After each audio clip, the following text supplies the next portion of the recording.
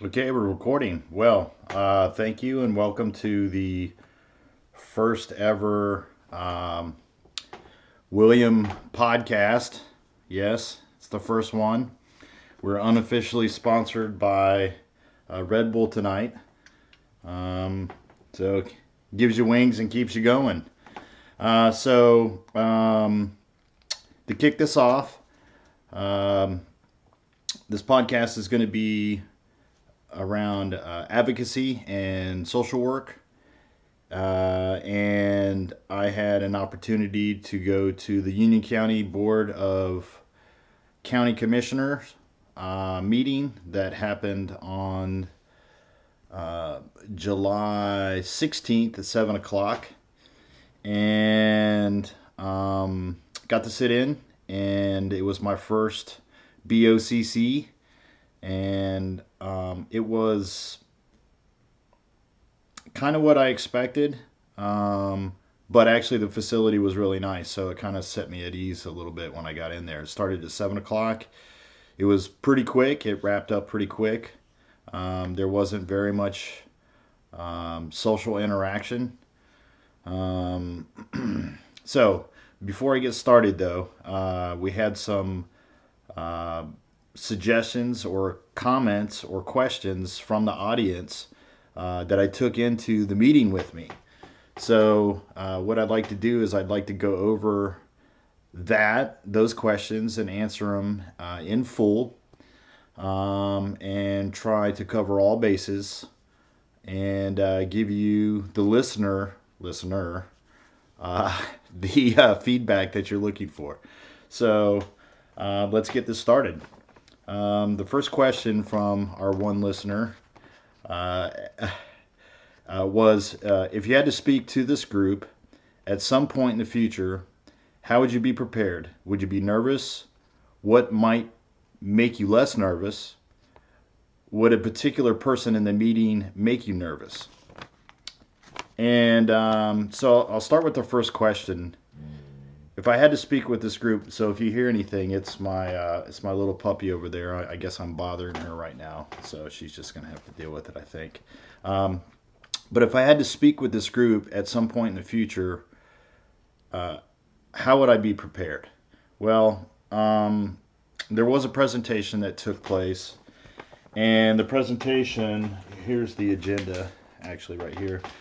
The presentation was on Article 5, Table 5-2R, District Lot and Building Regulations. Pretty dry stuff.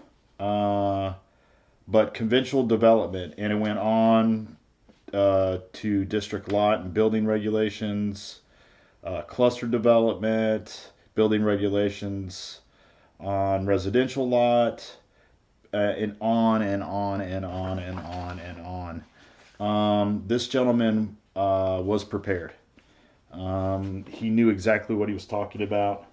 They asked him a series of questions that had to do with lot sizes and ratios and different types of scenarios. He also came prepared with all of his notes, which he provided on an overhead screen, as well as in conjunction with a PowerPoint presentation. And it was very brief, and he did mostly speaking and used a PowerPoint as a visual aid, which was brilliant because he got to the point. He didn't bore, well, everyone. I don't know. I mean, he didn't bore me, but I think it was because of brevity. He was extremely quick and he got to the point. So how would I be prepared? I would be prepared with all the information that I would need to explain what I was advocating for, but I would keep it brief. And I would get to the meat and potatoes of the problem and why it affects the community, why the community should care about it, and why the commissioners should care about it because they're representatives of the community.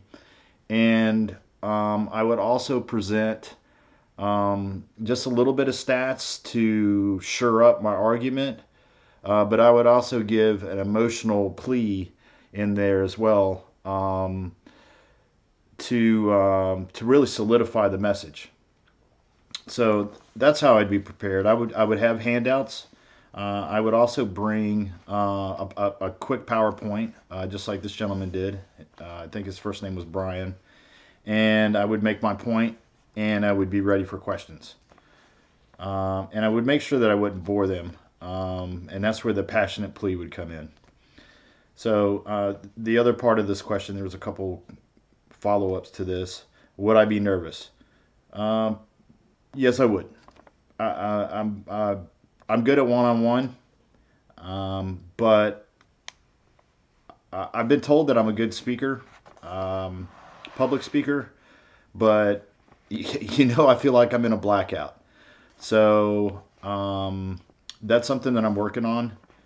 But I've realized that if I'm passionate about the product or my message, then it comes across more effectively.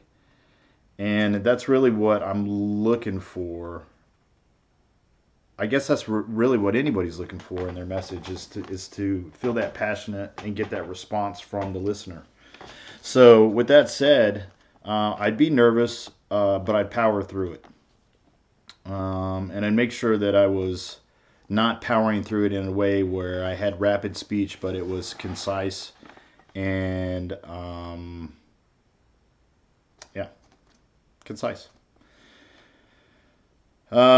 What might make you less nervous? Preparation. I've always found that if I'm prepared for something, then I don't have a bad case of the nerves. I still get nervous.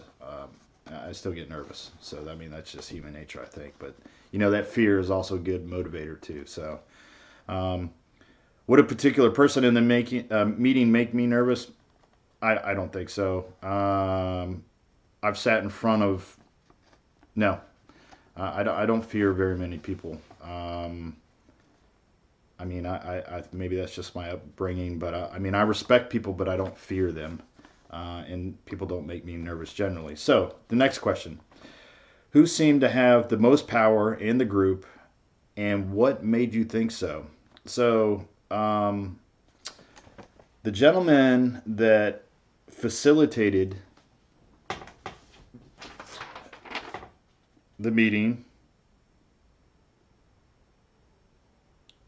he's the BOCC chair.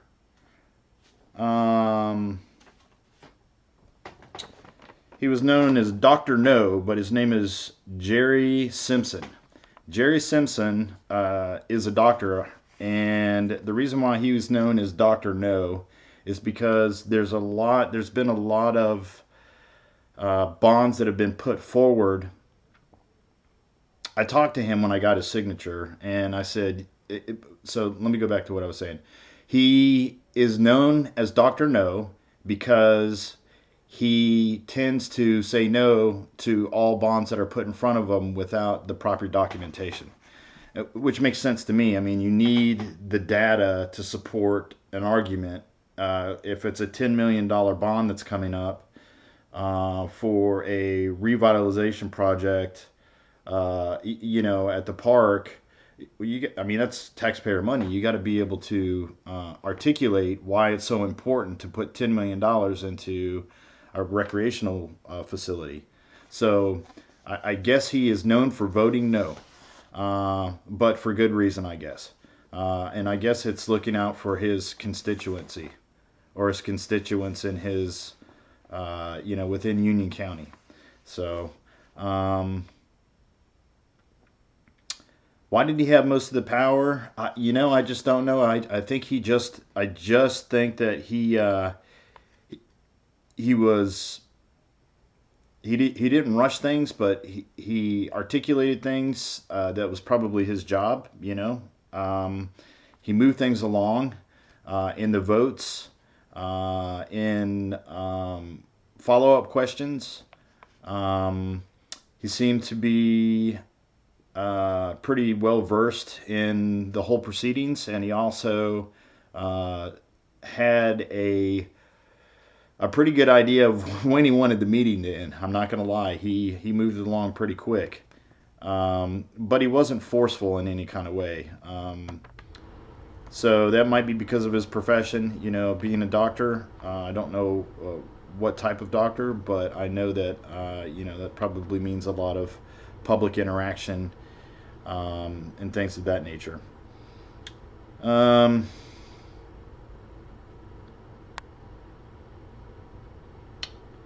Yeah, he said that he needed to have information before he can actually, could vote on it, and he was very particular in the questions that he asked. So, was the meeting the same or different than what you imagined? It was what I thought it was going to be. It was dry. It was to the point. There wasn't much discussion. There was none from the public other than the presentation from Brian. It was in a nice facility, so it was very comfortable. It wasn't intense. It was cordial, and it wasn't intimidating for me. But there's another question in here that I'd like to add that intimidating to. Yes, there's an agenda, and it has, it says 434 pages, but that's not what I have. I have just this agenda is 17 pages long. So yes, they had an agenda, but they did not go over all 17 pages. Thank goodness. You have to pack a sandwich for that, I guess. So the last question here: do you think the average citizen would be comfortable at the meeting? No. Is there anything that the members of the group could do to make it more comfortable for the average citizen to attend? Now, that question is very interesting to me. And I'm also going to throw in an answer from, was it intimidating? It wasn't intimidating to me, but I think it would be intimidating to the average citizen. Joe Citizen would probably be intimidated by the amount that's covered in this. What Brian was talking about was concise, but even I had problems following it. I'm not going to lie. But he's a subject matter expert in that area. Everyone that was in there was well dressed. Everyone that was on the board were middle-aged to and older, white people, 2 women, 4 men, and everyone in that room was dressed in a manner that was business casual or business. It looks like the facility, the inside of the facility looks like a courtroom. I think that's intimidating. There's also there's the pews or the rows, and then there's the semicircle where they all sit, and they sit elevated, and I'm sure it's so they can be seen, but it might be, I don't know. If you want to break it down, it could be like a power thing. I don't know, not social control, but a control measure, like we're in charge type of thing. I guess you could look at it that way. But average Joe citizen going in would probably feel out of place there. I'm not going to lie. I didn't feel out of place because I understand what they're there to do for me and what they're supposed to do for me. But I think someone probably wouldn't get caught dead in that building unless they had to. Because a lot of stuff goes there. Court goes on there, and they probably just tend to stay away from it. Is there anything that the members of the group could do to make it more comfortable for the average citizen to attend? I don't think that they should change what they have as far as the building goes, but I think I spoke with Richard B. Helms Sr. He's the vice chairman. And I spoke with this gentleman for 30 minutes afterwards, and I asked him this question. I said, do you think the average citizen is comfortable coming into these meetings, and what do you think that you could do to change it? Because I got to hear it from them, because they're in there day in and day out, and I was there one time, so I needed a subject matter expert to tell me what they thought. And it just so happened that this guy's a retired IBM guy, and he also is a Air Force veteran from Vietnam. So very personable guy, very down to earth. Had told me that he goes out into the community and and and asks that question of people to actually join them in their meetings, because they're all there to represent them and their needs. And he said no one ever shows up to these meetings. And I said, well, do you think that's a problem, and why? And he said, well, I just don't know. I don't. It's not from a lack of concern. It's just, I guess, I don't know if it's just people are just not interested in that part of our society. They're not interested in, they don't generally vote in the midterms. I mean, it's just they're not civically engaged. I mean, I'm not as much as I should be. I mean, I vote probably more than the average citizen, but I feel that it's a responsibility of me.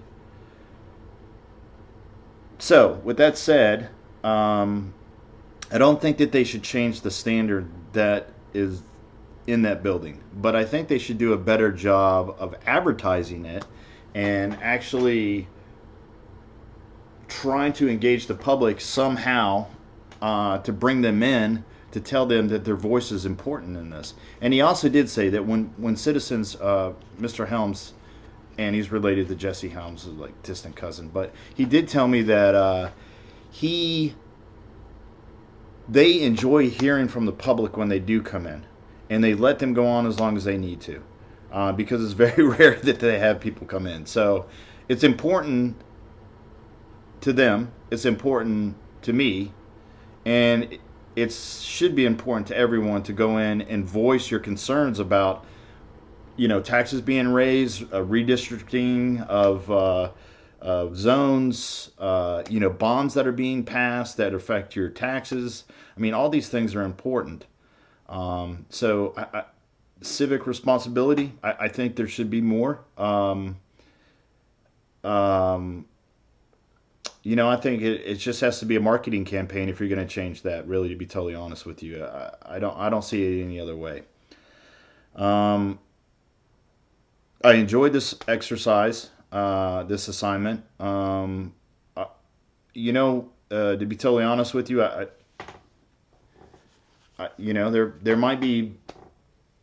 It might be something that I might take up in the future. I don't know. I was sitting there and they were asking for people to go on committees, and they don't have anybody they had votes to reinstate people on committees, and they just don't have enough people interested in getting involved in that. And I mean, I could do it. I don't see why I couldn't. I don't, we talked about that in our class. What are the requirements? You have to show up. You have to be engaged. You have to follow along with what's happening in your community, and that's the whole part of, I guess, being an engaged citizen, really. So I know that there's more that I'm going to do on the horizon. I don't know exactly what yet, but I know that there's going to be more. Not in the distant future, get through May, and but I think I foresee things of this nature in my future, in order for me to make the appropriate changes that I think need to happen. It might not be on this level. I don't know what level it's going to be on, but I could definitely do it. I think I could definitely do it. So with that said, you know what? I think that wraps up our podcast. And maybe our audience, listening audience, will grow. Who knows? If not, then it was a good pilot, and we'll see how things go in the future. Maybe we'll get another unofficial sponsor It might have something to do with coffee next time, other than Red Bull. I think they have enough advertisement going on. But with that said, thank you very much for tuning in, my one listener. And I look forward to feedback. I'm sure I'm going to get some. And have a good night. And remember to stay on the sunny side, always.